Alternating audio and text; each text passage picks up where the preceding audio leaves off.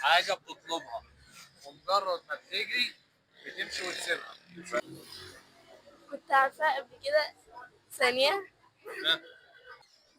اه، الكوباية اللي بنطلبها في الكافيه، بس أنا لو طالبين حاجة بنطلبها وبنستعملها وبعدين بنمشي ونسيبها. أمال إيه؟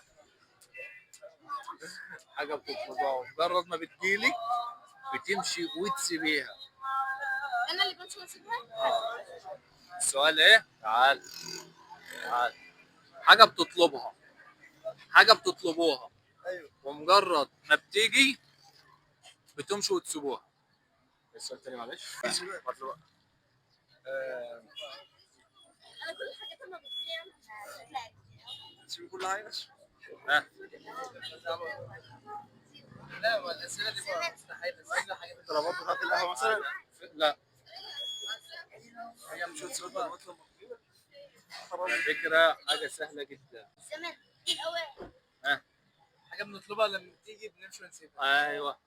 حد يعرف؟ حاجة مش حقيقية. يعني طب ما بتقربش. ها؟ ما بتقربش. ممكن مثلا المذاكرة. لا، أما بطلبها ما تيجي مش.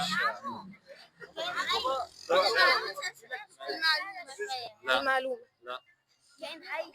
ها؟ طب ما تشوف سؤال تاني. ده احنا في ثانوية عامة يعني. معرفوش. طب ايه هي الحاجة اللي بتطلبها وأول لما تطلبها وتجيلك تسيبها وتمشي؟ مستني الكل يقول لي هي.